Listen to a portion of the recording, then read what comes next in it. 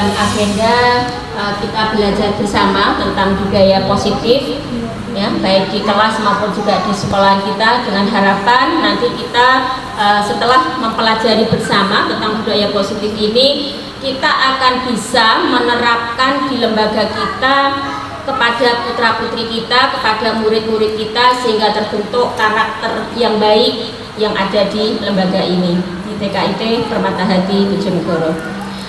Salawat serta salam semoga tercurah dan junjungan kita Nabi Muhammad SAW, dari keluarga, para sahabat, dan juga orang-orang yang senantiasa istiqomah di jalannya hingga yaumil akhir. Gimana kabarnya, Ustazah? Alhamdulillah, luar biasa.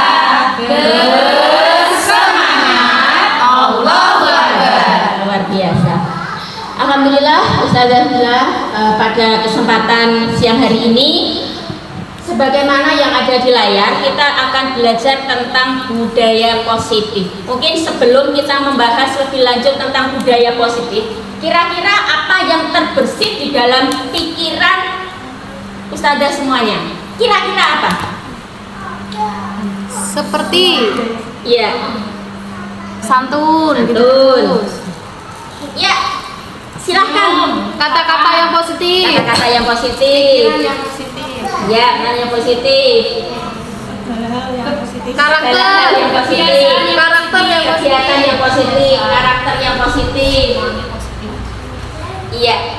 Artinya nanti sampai terbentuk kepada lingkungan sekolah kita, lingkungan yang positif. Luar biasa. Nah, next. Nah, sebelum kita membahas lebih lanjut tentang budaya positif, memang ini diawali dengan pemikirannya atau filosofi ini, filosofinya Ki Hajar Dewantara. Masih ingat, Ki Hajar Dewantara itu mencetuskan tentang apa? Pendidikan. Pendidikan, yang dikenal dengan Engarso.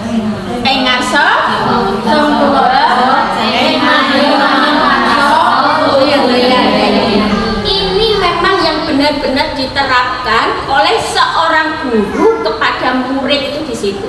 Nah, filosofinya Ki Hajar Dewantara dengan ada 3 hal tadi, lebih kepada bagaimana menuntun anak. Jadi tugas kita guru itu menuntun anak, mengarahkan anak.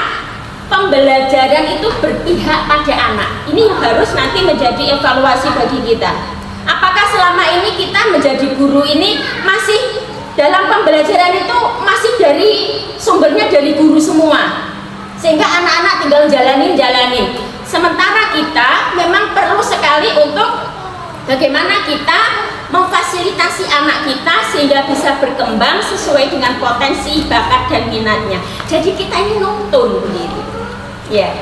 Nah, dari filosofi ini memang tujuan daripada pendidikan atau filosofinya Ki Hajar Dewantara itu bagaimana agar anak di dalam belajar itu mendapatkan keselamatan, kebahagiaan yang setinggi-tingginya, baik sebagai manusia maupun sebagai anggota masyarakat. Jadi kalau kita ini tujuan pendidikan kita bagaimana menciptakan anak itu bahagia begitu.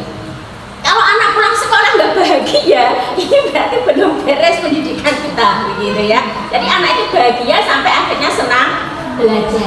Nah, ini memang sangat berkaitan bagaimana kita mewujudkan tujuan pendidikan itu. Ini ada kaitannya dengan nilai dan peran guru penggerak. Kalau kita bicara guru penggerak itu ya kita semua ini guru penggerak kita itu, gitu ya. Nah, nilai dan peran guru penggerak nanti kita akan bahas. Dan itu pun juga nanti ada kaitannya dengan visi daripada guru penggerak. Insya Allah nanti kita akan membahas ya, mungkin di akhir sesi nanti kita akan membahas terkait dengan visi yang ada di lembaga kita. Dan kemudian nanti dari visi itu, inilah kita ada sambungnya, ada koneksinya dengan budaya positif. Nah, ini tadi filosofi pemikiran Ki Hajar Dewantara, menuntun segala kodrat yang ada pada anak-anak agar mereka dapat mencapai keselamatan dan kebahagiaan yang setinggi-tingginya, baik sebagai manusia maupun sebagai anggota masyarakat. Jadi kodratnya anak menegaskan bahwa pendidikan itu sesuai dengan kodrat, ada 2, ada kodrat alam dan kodrat zaman. Jadi anak ini sesuai dengan kodrat alam. Kalau kodratnya alam anak itu apa kira-kira? Main. Kodrat alam Laki-laki perempuan. laki-laki perempuan yang bisa Halal. Oh, makin halal. Terus. berasal dari keluarga macam-macam, dan kemudian juga apa latar belakang dari keluarganya. Kalau kodrat zaman mengikuti perkembangan zaman, jadi anak zaman sekarang dengan zaman kita dulu itu beda, gitu loh maksudnya. Dulu dikedip gini aja sudah. Iya, jadi kodrat zaman kalau sekarang ini zamannya sekarang sudah maju seperti ini ya, kita kasih pendidikan kepada anak-anak kita ya sesuaikan dengan zamannya gitu. Beda dengan zaman kita pada masa dulu gitu ya. Nah, jadi sehingga pendidikan itu sifatnya adalah dinamis. Dinamis itu apa? Berubah, tidak statis, tidak tetap gitu ya. Jadi ada perubahan. Next. Nah, ini nilai guru penggerak, nilai guru bagi kita semua. Karena kita semua adalah guru penggerak begitu. Nah, apa nilainya? Kita ini harus memiliki nilai mandiri. Kita harus punya nilai inovatif. Berarti kita ini harus cerdas secara akal kita untuk membuat sebuah kreativitas dalam pembelajaran. Jadi guru itu harus inovatif. Reflektif. Reflektif itu apa? Kita kan setiap akhir kenapa?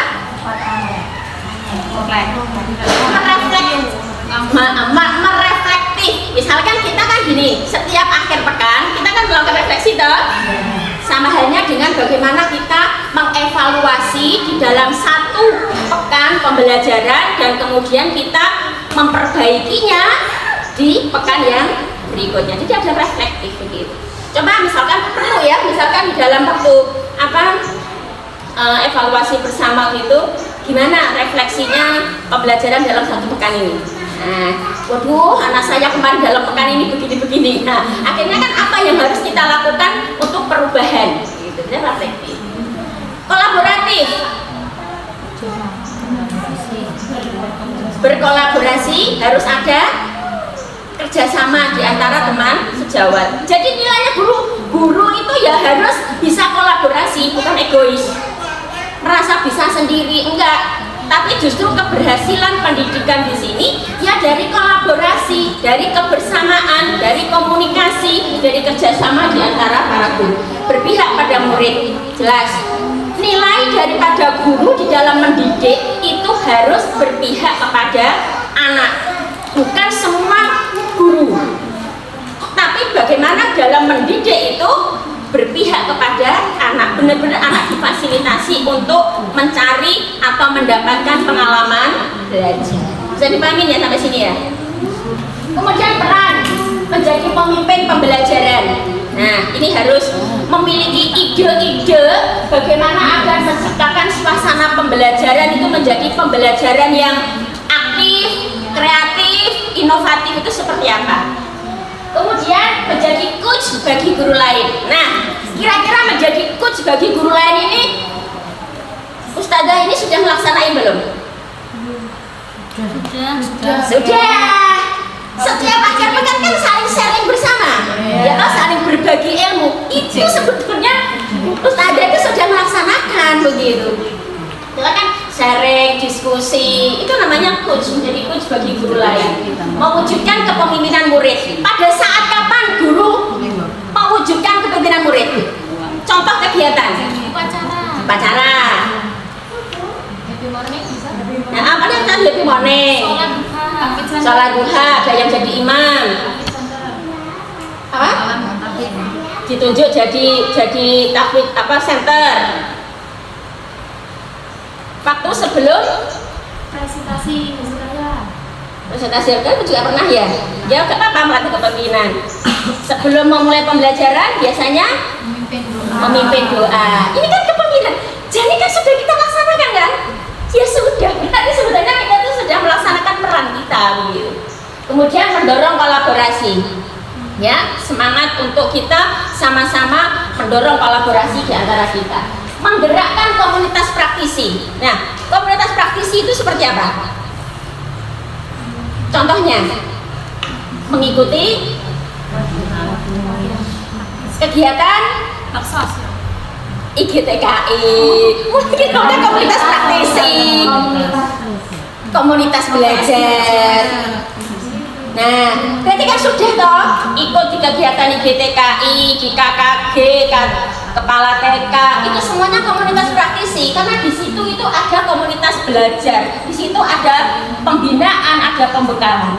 Nah, kalau misalkan di sini komunitas, kalau misalkan Ustazah diminta membuat komunitas praktisi di lembaga, kira-kira sudah ada atau baru mau ada? Sudah ada. Apa? Komunitas praktisi di kita guru-guru. Nah, sebetulnya di akhir pekan yang itu kan sebenarnya sama kan, komunitas praktisi, cuman kan belum dikasih nama aja. Nah, kira-kira namanya apa? Kan setiap akhir pekan itu kan kita saling berbagi ilmu, saling ada evaluasi, saling ada merencanakan untuk pembelajaran ke depan lebih baik. Kemudian kadang kita alih informasi, ya kan? Seperti itu. Itu kan ada ilmu-ilmu kita yang secara rutinitas. Ini komunitas praktisi di internal lembaga kita. Kira-kira namanya dikasih apa? Permata apa?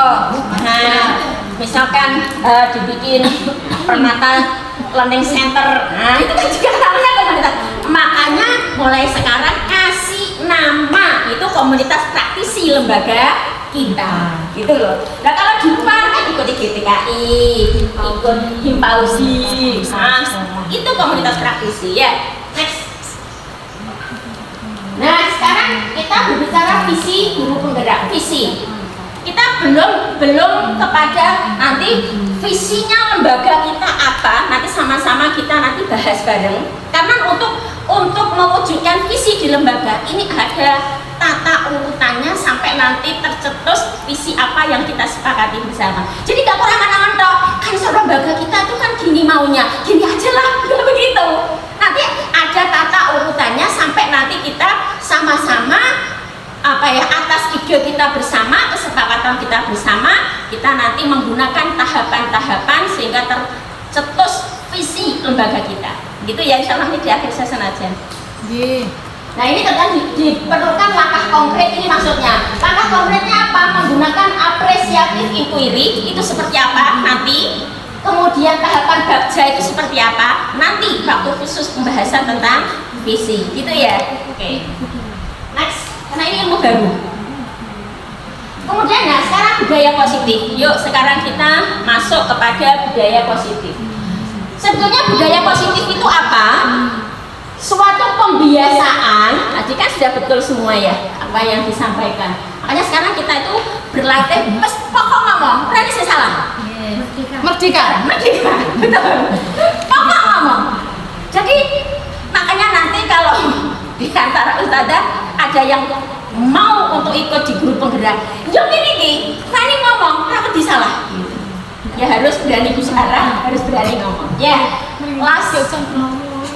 Makna dari budaya positif, suatu pembiasaan yang bernilai positif, di dalamnya mengandung kegiatan yang mampu menumbuhkan karakter murid.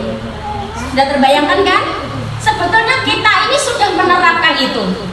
Pembiasaan yang positif yang itu kemudian melalui kegiatan-kegiatan untuk menumbuhkan karakter murid. Kira-kira apa saja? Kemandiriannya itu seperti kegiatan apa? Memakai piring sendiri, memakai baju, memakai baju,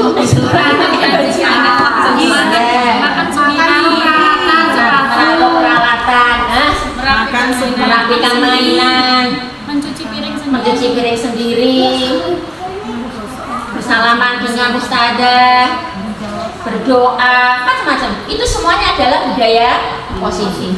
Dan harapannya semua itu kalau bisa terasik, ada bukti fisiknya gitu ya. Apa benar di sekolahanmu itu ada budaya positif, setiap kali anak datang kemudian bersalaman dengan ustazah gitu? Kan Ada. Mana buktinya? Ini ada foto. Gitu ya. Jadi ada buktinya. Ada budaya positif menata sepatu dengan rapi di rak sepatu. Iya, ada buktinya. Ada. Ini buktinya. Nah, makanya semua diarsip. Kemudian di kelas juga begitu. Waktunya berdoa, bagaimana adabnya berdoa? Anak-anak kalau berdoa itu betul-betul karakter berdoa itu dipakai dengan angkat tangan, berdoa dengan baik. Mana buktinya? Kita memang dibutuhkan diantaranya juga untuk seperti itu, gitu ya. Jadi masing-masing wali kelas itu punya bukti fisik untuk itu. Next. Nah, sejauh mana pemahaman kita semua terkait dengan nilai positif dan disiplin positif dan nilai kebajikan? Ustazah bilang, Ustazah semuanya, disiplin positif dan nilai-nilai kebaikan ini merupakan pendekatan mendidik anak-anak untuk melakukan kontrol diri dan pembentukan kepercayaan diri. Nah, anak itu jadi gini ya, kalau berbicara tentang disiplin, apa yang terbayang dalam disiplin itu? Coba next dulu, ini poin satu yang akan kita bahas. Nah, kalau bicara disiplin itu dalam pikirannya orang itu disiplin itu apa? Keteraturan, tepat waktu, rapi, tanggung jawab, kontinu, apa yang harus dilakukan kontinu kan begitu. Ayo was, apa yang harus dibiasakan? Anak-anak disiplin, dipaksa,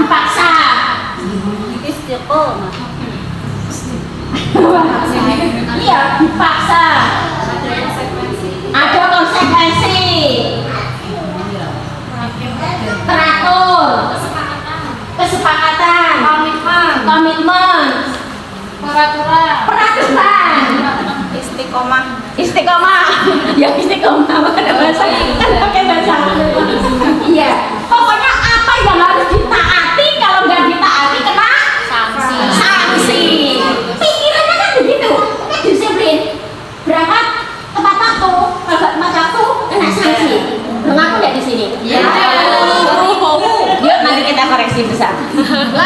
Itu kan jane itu boleh nggak? Oh gitu. Tapi nanti kan harus ada sebuah kesepakatan yang menjadi keyakinan bersama. Itu nanti perubahannya. Kalau nggak ada sanksi, kalau memang kita mengatakan disiplin itu bukan untuk yang peraturan yang harus ditaati, kalau nggak taat sanksi, berarti keyakinan apa yang akan kita bentuk itu nanti. Itu.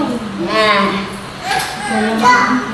itu kan dalam budaya kita seringkali seseorang yang lain untuk patuh, kalau nggak patuh kena sanksi, begitu. Namun makna disiplin yang sesungguhnya itu bagaimana cara orang itu bisa mengontrol dirinya.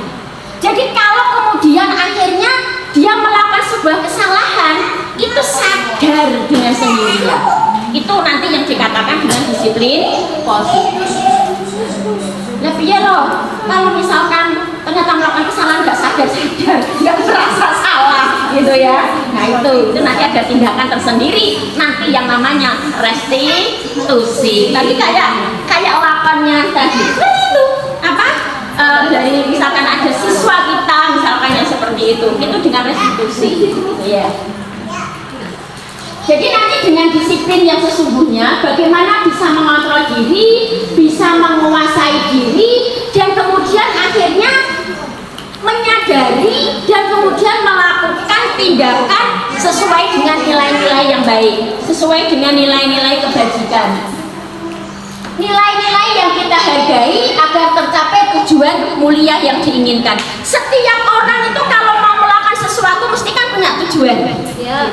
Ini namanya disiplin. Disiplin positif. Diri ini sadar, bisa mengontrol diri sendiri, bisa menghargai apa yang dia inginkan. Saya ingin jadi guru yang baik, maka saya harus bisa menjadi begini, maka saya harus seperti ini. Itu loh maksudnya. Orang saya ngerti ada peraturan dari sekolahan. Peraturan sekolahan, kalau semua itu sudah dengan sadar, kira-kira perlu nggak peraturan itu? Orang saya ditulis peraturan itu, nggak usah diumumkan peraturan itu. dari apa yang seharusnya dilakukan. Kira-kira bisa nanti ya tumbuh karakter begitu untuk para guru. Insya Allah. Jadi ini kan nggak ada sanksi, nggak ada sing rondo leletan, nggak ada ya. Nah, dengan kata lain, nanti kalau orang itu sudah memiliki disiplin, ini akan bisa bertanggung jawab terhadap apa yang dilakukan. Kalau dia melakukan kesalahan, itu otomatis dia sudah akan sadar akan kesalahannya. Orang sangat dipanggil, gitu. Kalau seseorang itu melakukan kesalahan, kok tidak nyadar sampai akhirnya dipanggil, ada SP misalkan begitu. Nah ini berarti disiplinnya masih belum jalan.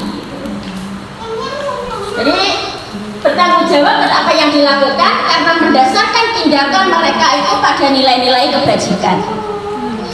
Kemudian tujuan daripada disiplin positif ini pada intinya kalau kepada murid-murid adalah menanamkan motivasi yang murid-murid kita, yaitu menjadi mereka orang yang diinginkan dan menghargai diri sendiri dengan nilai-nilai yang mereka percaya. Tujuannya disiplin positif pada murid itu seperti itu.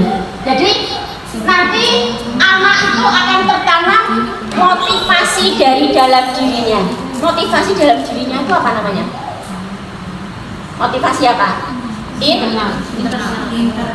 Ya internal kena. Lihatnya motivasi itu tumbuh dari dalam dirinya. Intrinsik. Nah, ya. Nah, nilai-nilai kebajikan sesungguhnya kan ini ya yang akan kita terapkan di dalam pembelajaran kita sampai terwujud nilai kebajikan universal. Nilai kebajikan yang ingin dicapai oleh anak Indonesia itu apa?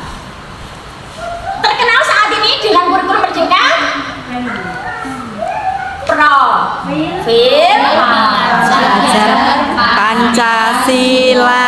Profil pelajar Pancasila itu nilai kebajikan yang ingin dicapai oleh anak-anak kita. Apa profil pelajar Pancasila itu? Ya, beriman, bertakwa kepada Tuhan Yang Maha Esa dan berakhlak mulia, mandiri, bernalar kritis, berkebinekaan global, gotong royong kreatif. Hafal ya? Insya Allah. Kalau kita itu macet neng kene dan kita praktekkan, secara otomatis kok hafal. Merasa nggak perlu profil belajar Pancasila satu itu nggak usah. Kalau kita praktekkan itu otomatis sudah akan nancep sendiri dan kita akan hafal sendiri. Next. Nah, ada istilahnya teori kontrol. Teori ini maksudnya adalah teori yang mempelajari teknik dan strategi untuk mengatur tingkah laku manusia. Itu ada istilahnya teori kontrol. Ini ada pakar yang menjelaskan tentang teori kontrol. Dan teori kontrol itu dimaksudkan adalah setiap perbuatan memiliki tujuan. Pasti ya, setiap orang itu kalau melakukan sesuatu mesti ada tujuannya. Nanti akan kita bahas. Sampai pada ustazah semua hadir di acara ini punya tujuan deh. Kira-kira tujuannya ben entuk reward, ben entuk penghargaan. Itu sebetulnya benar apa tidak? Nah, nanti akan kita bahas juga. Tadi ada yang dapat reward ya? Ada. Kira-kira seperti itu nanti seperti apa? Nanti kita kupas tuntas. Nah, sekarang kita bicara teori motivasi. Ini semua pembahasan yang ada di dalam budaya positif, sehingga semua ini nanti kita bahas sampai akhirnya terwujud budaya positif di lembaga kita dalam semua aspek, baik gurunya, muridnya, strategi yang ada di sini, semua tercipta lingkungan yang kondusif. Tentang teori motivasi. Nah, pada diri manusia itu kan ada 3 motivasi untuk perilaku manusia.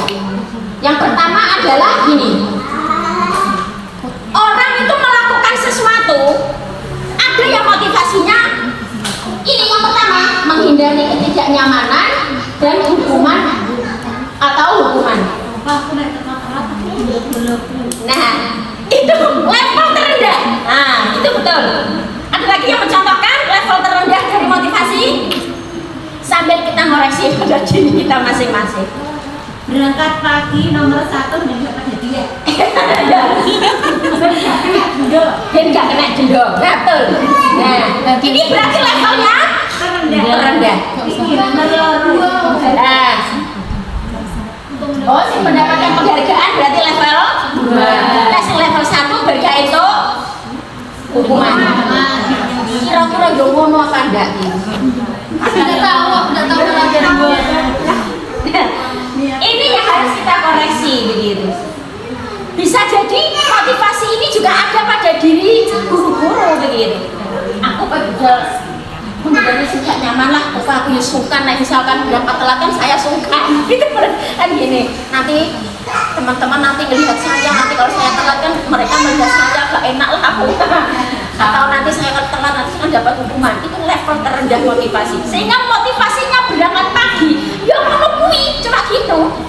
Beda itu hukuman menghindari yang tidak nyaman di hati.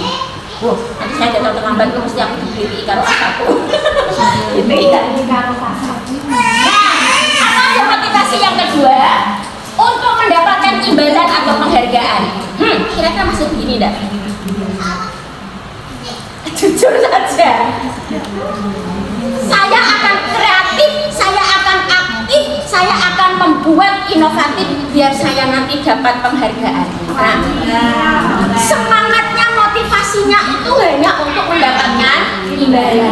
Nah, kalau nggak ada imbalan, nggak ada penghargaan, kira-kira termotivasi itu semangat ini nggak? Nah, ini yang menjadikan kalau orang itu motivasinya ingin mendapatkan sesuatu, ujian, penghargaan. Nah, sekarang yang ketiga, teori motivasi yang ketiga, untuk menjadi orang yang mereka inginkan, menghargai dirinya sendiri. Saya disiplin, saya berangkat pagi, saya berangkat tepat waktu, saya pulang tepat waktu, saya menjalankan tugas saya sebagai guru. Yang saya inginkan dan saya menghargai diri saya sendiri sebagai guru dengan nilai-nilai yang mereka percaya. Maksudnya nilai yang dipercaya itu apa? Ya seperti inilah guru yang baik, seperti inilah guru di dalam mendidik murid. Ini motivasi seseorang yang memiliki disiplin positif. Kenapa? Karena motivasinya tumbuh dari diri sendiri. Seperti kita ya. Amin. Amin. Nah, ini yang diharapkan sebetulnya. Kalau masing-masing kita ini memiliki motivasi yang berawal atau tumbuh dari dalam diri sendiri, inilah yang diharapkan sekolah lingkungan yang positif itu, di mana guru-gurunya dan juga murid-muridnya itu memiliki motivasi yang tumbuh dari dalam dirinya, menyadari akan tugasnya, menyadari akan kewajibannya, dan apa yang hendaknya dilakukan. Nah, ini itu kepala sekolah nggak perlu ada panggil SP, nggak ada. Karena semua sudah sadar dengan sendirinya. Ini ya, ayo kita koreksi masing-masing pada diri kita ya. Ini harapannya seperti itu. Jadi ini motivasi perilakunya bersifat internal, bukan dari eksternal. Tapi kadang orang itu untuk tumbuh internal itu biasanya juga ada dari eksternal dulu gitu ya. Nah, lagi diomong bisa lagi, oh iya ya gitu. Nah, makanya ini alangkah lebih baiknya itu semua tumbuh dari dirinya sendiri. Next. Nah, sekarang hukuman dan penghargaan. Ada istilah hukuman, tadi ada istilah konsekuensi, ada restitusi. Nah, kalau hukuman, pernah kita menghukum murid-murid kita? Kalau suruh baca istighfar, Nah, kalau suruh baca istighfar, itu masuk apa? Kategori mana itu? Hukuman, konsekuensi, atau restitusi? Ayo, kamu ketajikan ini sama temanmu. Ayo sekarang istighfar 10 kali. Itu hukuman, konsekuensi, apa restitusi? Konsekuensi. Kenapa dikatakan konsekuensi? karena sebelumnya sudah ada kesepakatan antara anak dan guru. Bu? Ya, karena memang di kelas itu sudah punya keyakinan kelas yang disepakati bersama hendaknya untuk baik dengan teman ini. Ternyata dia melakukan sebuah pelanggaran, kemudian melakukan istighfar. Jadi dikonsekuensi dia untuk istighfar. Ya, boleh. Ada lagi? Ada lagi? Karena kalau namanya hukuman, misalkan pernah nggak anak melakukan kesalahan kemudian disuruh ngepel? Kalau disuruh ngepel, disuruh nyapu, itu masuk apa? Hukuman. Kira-kira kalau anak melakukan kesalahan disuruh ngepel, disuruh nyapu, sebenarnya dia sakit hati tidak? Tergantung anaknya, kadang anaknya yang biasa ya cuma aja gitu. Ya, tapi pada umumnya kalau anak atau seseorang dikasih hukuman itu menyakitkan apa enggak? Sakit. Dan sakit itu sifatnya pendek apa jangka panjang? Panjang. Makanya saya pernah waktu SD kena hukuman, sampai sekarang masih ingat. Ini hukuman. Maka hati-hati kalau menghukum anak-anak. Iya, saya juga ingat. Nah, Waktu SD. Ya, sama-sama pernah kena hukuman kan? Iya. Ternyata hukuman itu menyakitkan. Maka jadikan pengalaman untuk kita tidak menghukum, gitu ya. Hindari yang namanya menghukum karena itu menyakitkan. Kita semua dulu pernah bersekolah dan mungkin kita punya masing-masing pengalaman pernah dihukum, begitu ya. Astagfirullahaladzim. Nah, kemudian ada konsekuensi. Konsekuensi itu apa? Sesuatu yang harus terjadi, harus terjadi. Tidak nyaman untuk murid untuk jangka pendek. Ya tadi, misalkan, ya tadi disuruh istighfar 10 kali, ya itu memang harus terjadi, dikasih begitu karena dia melakukan kesalahan. Tapi ini untuk jangka pendek, anak kan merasa nyaman nggak disuruh begitu sebetulnya. Sebetulnya secara naluri manusia, begitu itu nggak nyaman. Apalagi kalau dulu pernah ya, kemudian disuruh nulis. Kalau disuruh nulis sampai saya tidak terlambat lagi, saya tidak terlambat. Pernah seperti itu. Itu hukuman apa konsekuensi itu? Konsekuensi. Hukuman. Ya. Itu kan masih terekam pada diri kita ya. Kalau konsekuensi tadi disuruh mungkin istighfar. Kalau yang sifatnya konsekuensi membuat tidak nyaman tapi jangka pendek, paling nggak lama-lama sudah lupa. Tapi kalau yang sifatnya hukuman jangka panjang itu pasti ingat. Yang terakhir adalah restitusi. Restitusi ini merupakan pilihan dan ini menguatkan murid dalam jangka waktu panjang. Inilah yang akan menguatkan karakter. Jadi kalau 1, 2, 3 hukuman konsekuensi restitusi, berarti yang tepat yang kita lakukan jika menghadapi anak melakukan kesalahan apa? Restitusi. Nah, kita praktek ya. Jadi kita itu restitusi itu seperti apa? Ya, itu. Gitu ya. Oke, nanti. Ya, kita tadi berbicara terkait dengan ya, terkait dengan hukuman, konsekuensi dan restitusi ya. Nah, hukuman sekarang kenapa tadi hukuman? Ternyata hukuman yang masuk hukuman itu dihukum dengan penghargaan. Kita kupas tentang hukuman lagi. Dihukum oleh penghargaan. Kira-kira bahasa ini nyambung dan dihukum oleh penghargaan. Dihukum oleh penghargaan. Nah, penghargaan jangka pendek dan jangka panjang. Jika menggunakan penghargaan lagi dan lagi, maka orang itu akan, nah ini, jika kok dikasih penghargaan, nah bisa lagi ada penghargaan lagi. Ini sebetulnya menghukum. Katanya baik ya, kelihatannya baik ya. Kenapa? Karena orang akan bergantung dengan akan mengharapkan atau bergantung dengan penghargaan. Akan kehilangan orang yang seperti ini akan kehilangan motivasi dari dalam dirinya. Jadi gini, wah nanti saya kalau aktif ini nanti kan saya dapat penghargaan. Nah ternyata besok lagi aktif, kan sebenarnya semangat untuk mendapatkan penghargaan, bukan motivasi diri. Nah ini budayanya. Dipraktekkan di sini. Dapat penghargaan lagi. Kalau bisa penghargaan, tidak sering-sering penghargaan. Karena ternyata itu mematikan motivasi diri sebetulnya. Karena apa ya? Dia melakukan itu bukan karena dari kesadaran dari dalam diri, tapi semata-mata ingin mendapatkan penghargaan. Hati-hati ya. Mungkin mari kita evaluasi. Kira-kira ini bisa dipahami? Paham. Yang dapat penghargaan suka.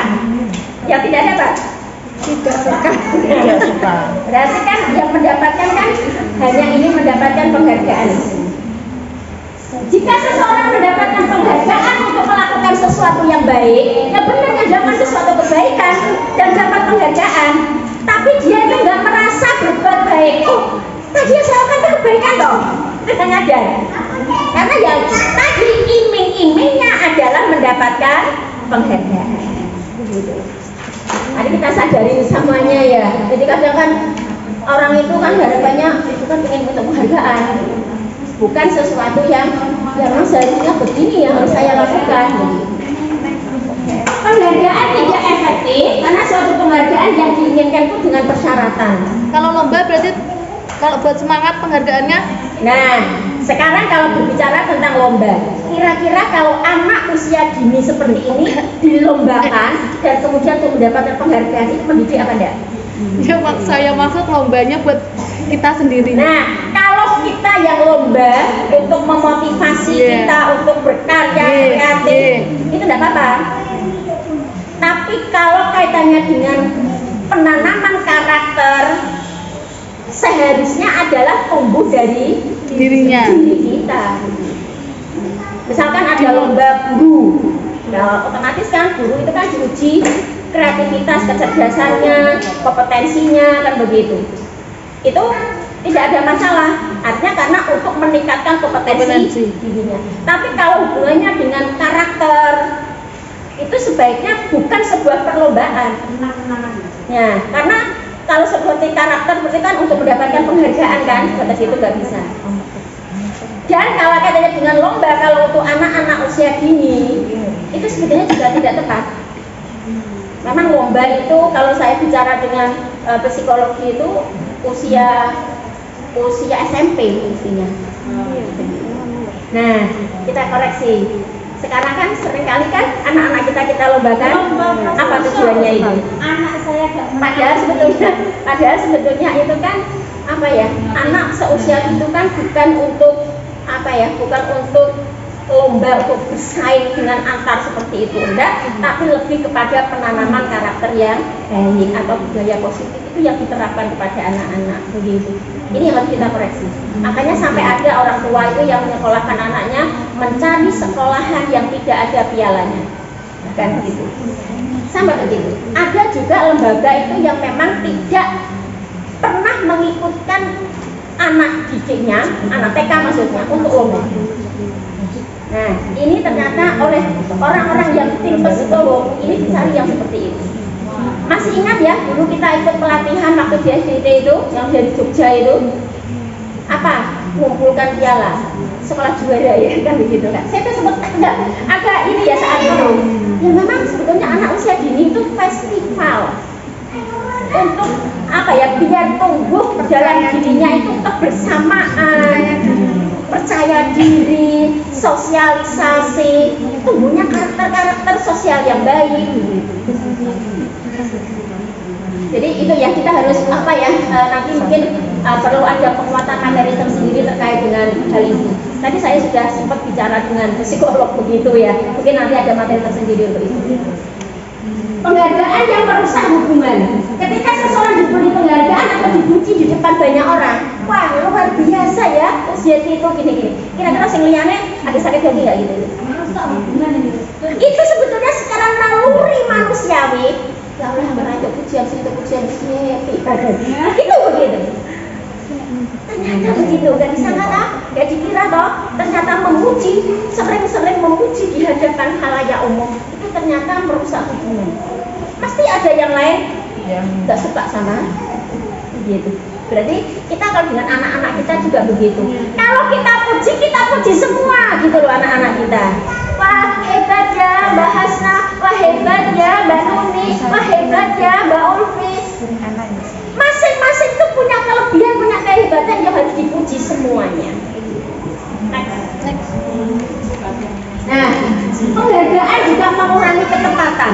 Orang itu biasanya kalau dikasih penghargaan, wah nanti kalau kamu itu bisa mengerjakan ini dengan baik nanti dapat penghargaan. Akhirnya malah jadi keliru semua, gitu kan? Kacau kan pikirannya, akhirnya jadi nggak tepat. Keliru kan ini. Karena dengan misalnya gini, siapa yang bisa menulis puisi dengan baik nanti akan mendapatkan penghargaan. Akhirnya bingung, puisi sing apik itu piye? Akhirnya keliru kabeh. Akhirnya keliru semua. Nah, kemudian juga penghargaan menurunkan kualitas. Iya. Wah, nanti saya biasanya kan bagus dalam mengerjakan ini, kemudian dapat penghargaan. Siapa yang ini bisa menyelesaikan tugas ini dengan baik nanti akan dapat penghargaan. Dan ini misalkan mengerjakan soal itu dapat benar semua. Saat ini siapa yang saat ini benar semuanya nanti akan mendapatkan hadiah. Don dia. Ini walaupun ini betul kabeh, karena ada seperti itu turun kualitasnya jadi salah kabeh. Ternyata begitu. Penghargaan itu kayaknya sesuatu hal yang bagus, tetapi kalau kemudian sering dan tidak tepat, maka juga justru akan bisa menurunkan kualitas, menurunkan motivasi. Apalagi yang misalkan dulu pernah dapat penghargaan, sekarang tidak dapat. Doan kan akhirnya. Makanya penghargaan, pujian diberikan kepada semua. Maka sudah betul Ustazah setiap akhir tahun pelajaran baru itu memberikan penghargaan kepada semua anak, ya kan? Iya. Penghargaan Disiplin. santun, anak santun. Nah, karakter kan semua dapat kan? Itu bagus. Alhamdulillah. Memang seperti itu untuk anak usia dini. Dan alhamdulillah dari tahun ke tahun kita menerapkan seperti itu ya. Jadi alumni dari TKIT Permata Hati Bojonegoro ini anak-anak yang bahagia, anak-anak yang dihargai, anak-anak yang memiliki potensi dan dia juga menghargai dirinya sendiri memiliki potensi itu. Dan ustazahnya juga memberikan penghargaan sesuai dengan potensi dia itu. Untuk kepada semua anak, sehingga tidak ada kayak rasa bersaing, sakit hati kan tidak ada. Maka jadikan inilah tujuan pendidikan, anak-anak itu menjadi bahagia. Kemudian penghargaan itu menghukum. Nah, penghargaan tapi masuk kategori menghukum, ranking itu sudah nggak boleh. Makanya kalau TK nggak usum ya ranking. Dulu pernah enggak di TK itu ada istilah penilaian itu ada nilai A, B, C, pernah menangin begitu? Pernah ya? Kan akhirnya dihapus. Memang anak usia dini itu tidak butuh nilai, itu sama halnya dengan kayak nilai gitu juga. Akhirnya. Nah, mungkin kalau Bapak masih pakai seperti itu ya. Tapi kalau sudah untuk anak usia dini itu dibangun dalam semua sisi pembelajaran mestinya. Dan itu ternyata anak itu akan memendam, wah saya dinilai nggak baik sama ustazah. Tapi melalui deskripsi, kan sudah begitu ya di BLP kita, bagus seperti itu. Nah, penghargaan menghukum itu seperti sistem ranking. Makanya ada ranking 1, ranking 2 itu sebetulnya kurang pas. Apalagi anak usia dini. SD saja itu masih ada yang mempertanyakan tentang hal itu. SMP mungkin yang sudah bisa begitu ya. Secara mental anak itu siap dengan seperti itu. Motivasi dalam diri yang disebut dengan intrinsik. Yuk kita para ustazah, para guru menumbuhkan kesadaran dari dalam diri kita. Sadarilah bahwa kita ini guru. Guru itu bagaimana mendidik dengan sebaik-baiknya, mendidik berpihak kepada anak, mendidik untuk menciptakan anak itu menjadi bahagia, anak itu menyadari akan posisi dirinya sebagai murid, apa yang harus dilakukan, semua antara guru, anak, dan semua warga sekolah itu punya motivasi intrinsik. Jadi sebetulnya gini, warga sekolah ada siapa bagian bersih-bersih, semuanya sebetulnya. Kalau membangun kesadaran seperti ini memang semua warga sekolah, gitu ya. Next. Nah, ada 5 posisi kontrol. Pemberi hukuman. Paham ya kalau dimaksud dengan pemberi hukuman?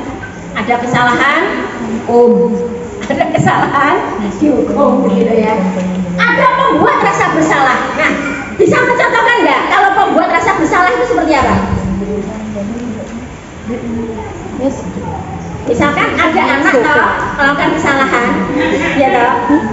Nah, kemudian sampai anak itu akhirnya dia itu merasa dia itu sampai benar-benar berbuat salah dan takut. Kira-kira apa yang dilakukan guru itu? Ya, apa ya? Bu gurunya diem aja malah anaknya. Nah, suasana hening, suasana diem membuat anak itu kan semakin gak karuan pikirannya, gak nyaman. Ini membuat rasa bersalah. Ini. Sini. Nah, begitu ya.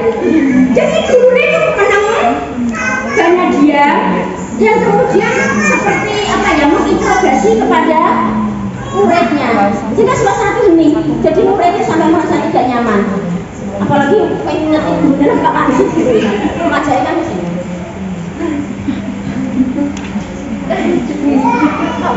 Kenapa sih TK kalau seperti itu nggak pas ya. Teman. Nah, ada juga yang kayak teman, memang tidak menyakiti, tapi mengontrol murid itu. Murid itu dikontrol terus, perbuatan dikontrol terus ini. Itu teman, gak menyakiti anak, tapi sifatnya mengontrol murid itu terus. Dan murid dikontrol seperti itu kan juga gak enak gitu ya. Terus gimana? Kemudian memantau, diawasi ya, gitu ya, diawasi ya perilakunya, gitu ya, gitu ya, diawasi terus. Kan juga nggak enak gitu ya. Nah, ada tipe manajer.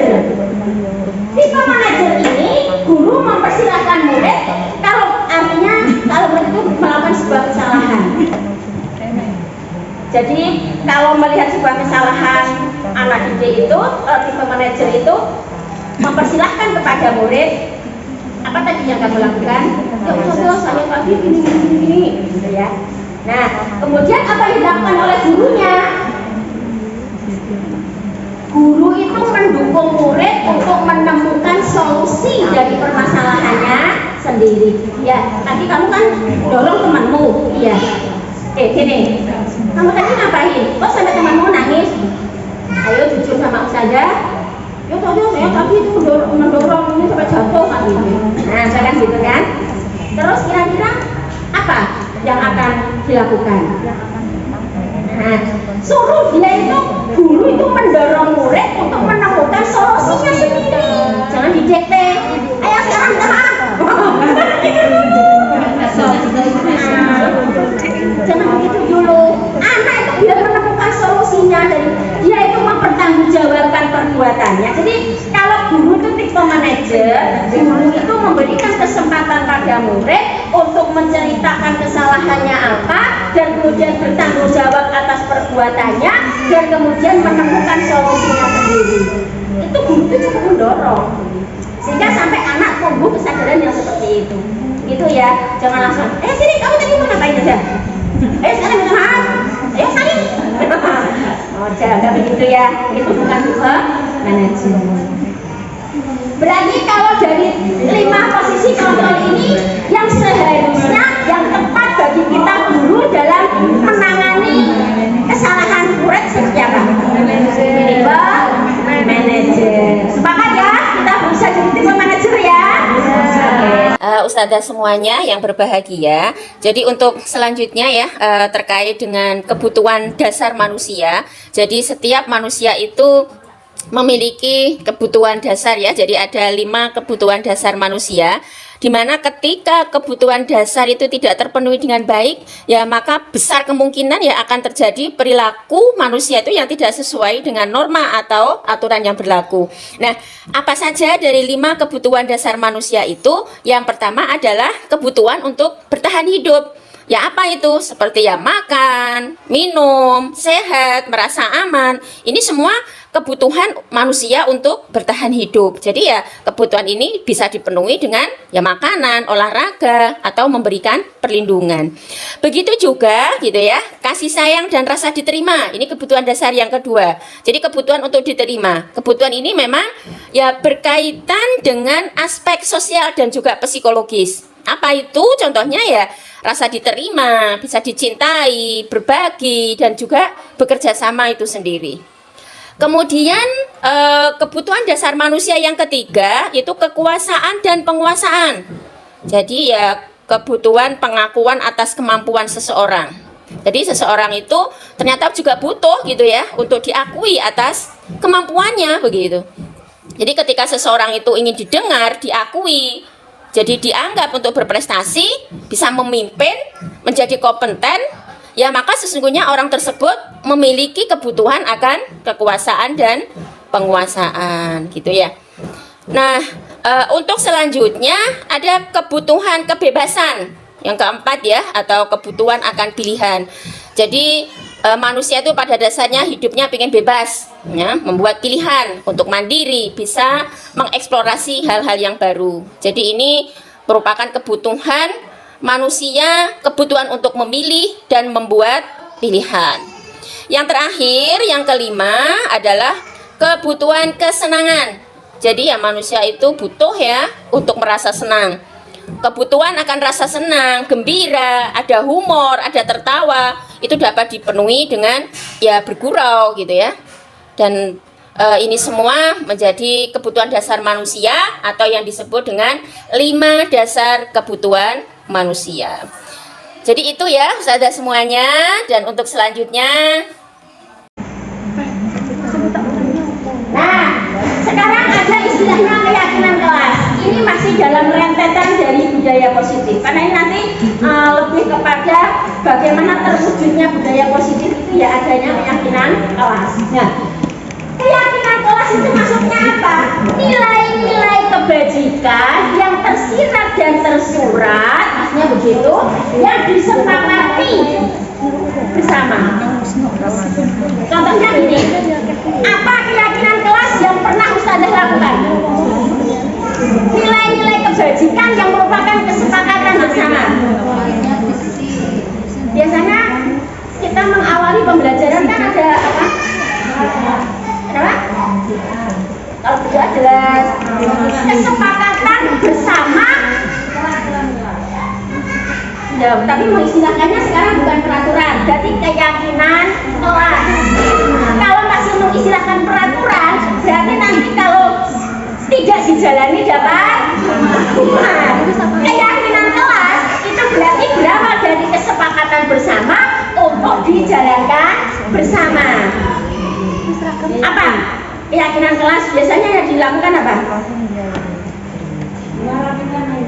Nah, merapikan. Biasanya kan diawali sebelum pembelajaran loh.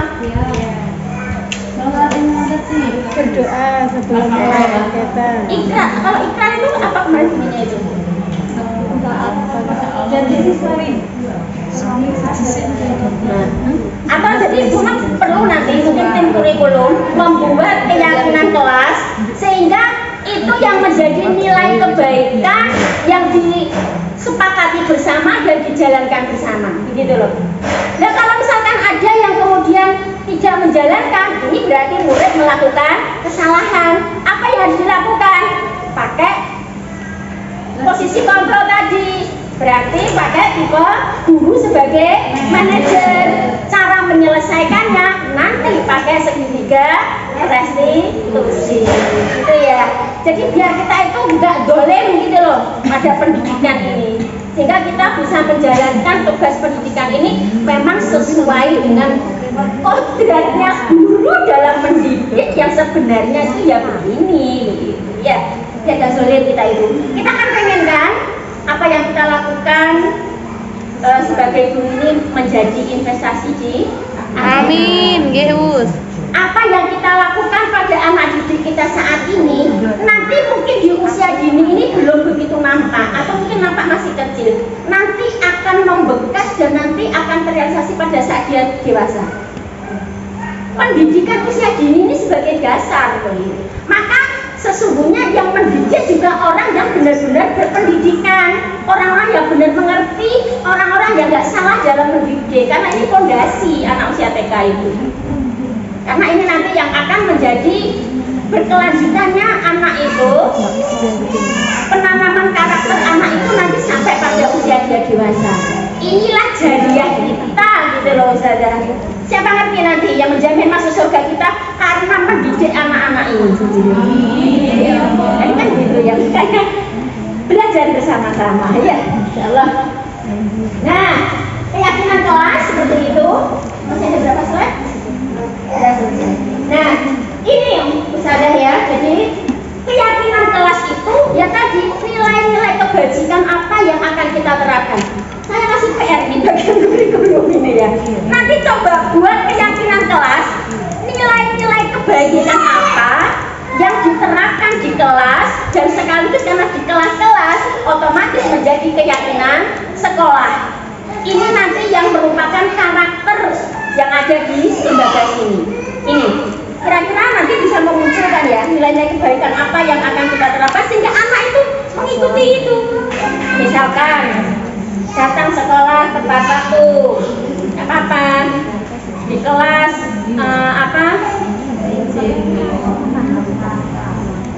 pokoknya jangan bilang gitu ya. Nah, menghargai sesama teman, Menjadi pendengar yang baik. kalimat-kalimat positif, Menjadi pendengar yang baik. menjadi pendengar itu kan ngomongnya terus. Kalau waktunya dia mendengarkan ya harus mendengarkan gitu loh maksudnya. Menyayangi teman, mengikuti pembelajaran dengan baik, Minta izin. meminta izin jika itu kan nilai-nilai kebajikan.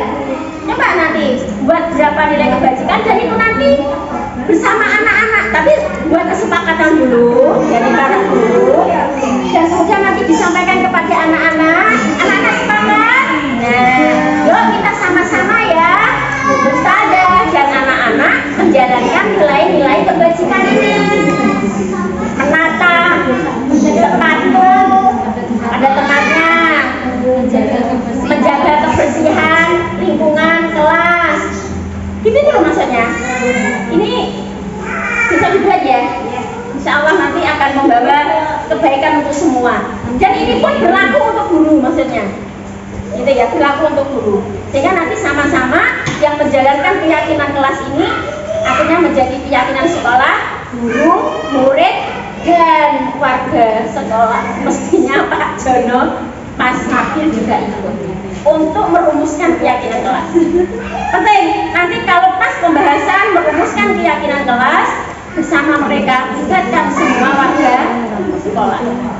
Biar tidak jomplang, satunya melaksanakan memakai sepatu.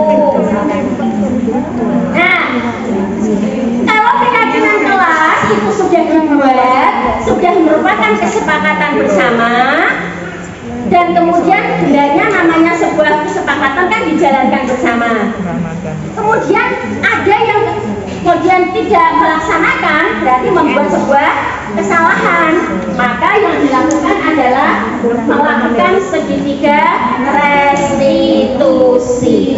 Nah, ini pun juga berlaku bagi guru. Misalkan nanti ada guru yang melakukan kesalahan atau ada pelanggaran dari keyakinan kelas, nggak apa-apa, nanti kepala sekolah bersama guru itu, jadi istilahnya sekarang bukan sesuatu yang menakutkan, tetapi menyadarkan, gitu loh, intinya di sini ya, bukan menakutkan, tapi menyadarkan. Guru dengan murid juga seperti itu, kepala sekolah dengan guru juga seperti itu.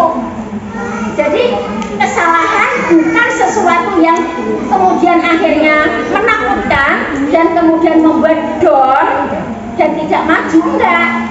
Makanya prosesnya restitusi itu yang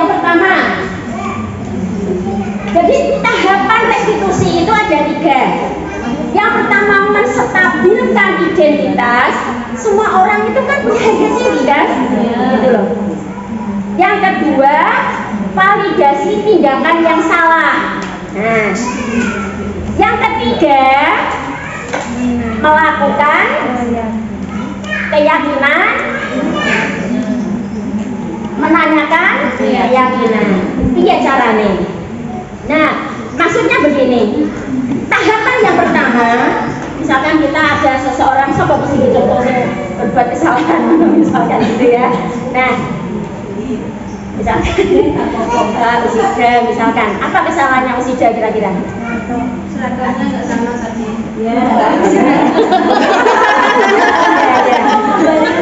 Nah, Oh, berarti mau beli situ, tidak? oh ya. Coba sekarang ayo jajal kita mempraktekkan 3 restitusi. Ini contoh satu kesalahan. Nanti kalau kesalahan yang lain kurang lebih prakteknya seperti itu. Coba sini, ayo sekarang kita praktek ya. Kita praktek itu 3 restitusi. Nanti kita praktekkan kepada anak kita, juga kepada guru-guru, berarti kepala sekolah dengan nilai-nilai yang mereka. Ini saya manggilnya Bu atau Mbak Ida. Ya, Mbak Ida, bagaimana kabarnya Mbak Ida? Oh, mantap. Mbak Ida, terima kasih ya Mbak Ida sudah mau datang dipanggil sama Ustazah Nurul di sini. Mbak Ida, kalau boleh nggak Ustazah Nurul mau tanya sama Mbak Ida? Oh ya, Mbak Ida. Mbak Ida, kok bajunya hari ini kok tidak pakai seragam ya? Gitu. Pak, nggak lihat tanggalnya. Oh gitu. Berarti Mbak Ida memang ini seragamnya nggak sesuai ya? Iya Mbak Ida. Jadi memang setiap manusia itu kan ada keliru, ada salah. Sebagaimana Mbak Ida saat ini kan juga keliru ya pakai seragamnya. Hari ini tidak sesuai dengan jadwal seragam hari ini. Memang manusia itu kan ada salahnya. Dan teman-teman Mbak Ida yang lain juga pernah salah seperti itu. Juga pernah. Nah, jadi Mbak Ida hari ini Mbak Ida keliru seragamnya, begitu ya. Oh ya, kalau boleh Ustazah Nurul mau tanya, Mbak Ida kenapa sih kok sampai tidak memakai seragam hari ini?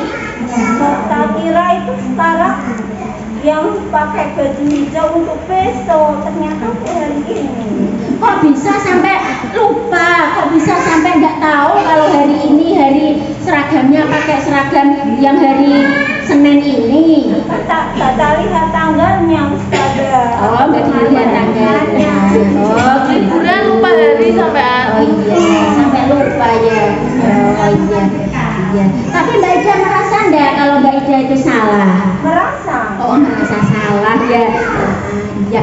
Nah, Mbak Ida, sekarang kalau Mbak Ida tadi kan merasa sudah bilang sama Ustazah kalau Mbak Ida itu salah, hari ini nggak memakai seragam. Terus keyakinan Mbak Ida agar besok Mbak Ida bisa berubah lebih baik, nggak sering lupa-lupa lagi, nggak keliru lagi, bagaimana? Melihat tanggalnya, melihat harinya, melihat lebih teliti lagi. Oh gitu, iya. Terima kasih banyak ya Mbak Ida. Semoga Mbak Ida besok berubah menjadi lebih baik. Ya, terima kasih. Ya, itu kan akhirnya kesadaran tumbuh dari dirinya sendiri. Oh, saya dijekte gitu loh maksudnya. Hanya kita itu apa ya, mendorong. Hanya kita itu mendorong saja dan akhirnya dia meyakini, ada keyakinan untuk berubah menjadi lebih baik. Inilah yang disebut tahapan-tahapan 3 restitusi.